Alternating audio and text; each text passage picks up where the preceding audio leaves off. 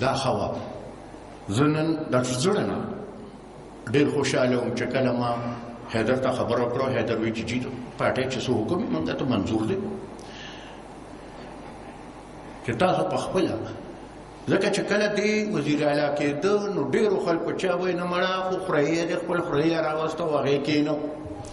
اخباراتو کې به هم تاسو لوستي چې وی به دا خانداني وراثت دی او دا چل دی هغه چل دی.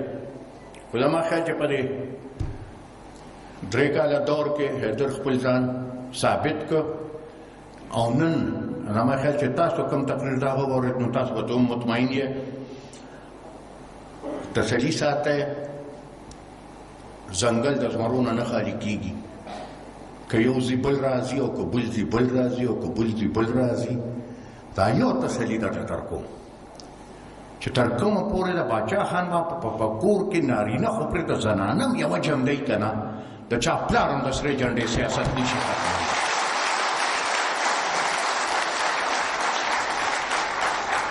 من که ستاسو یا چې ما تاسو ته ویلو چې ما لوس کړو د باچا خان بابا قبر سره، ما تر هغې پورې سم سیاست نه کو چې هغه هم جنازه هم یوړه او دا قصه ما تاسو ته کړې ده چې هغه قبر سره ما دا لوز وکړو چې بابا تر کومه پورې مې ستا ارمانونه نی پوره کړي، زه به که خیر وي په دغه لاره روان یم، که سر مې پکې دي سر به مې لاړ شي.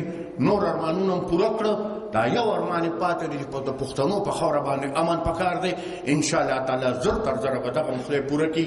دوا راته کوئ، دوا به درته کوو، همت راته راکوئ، همت به کوو.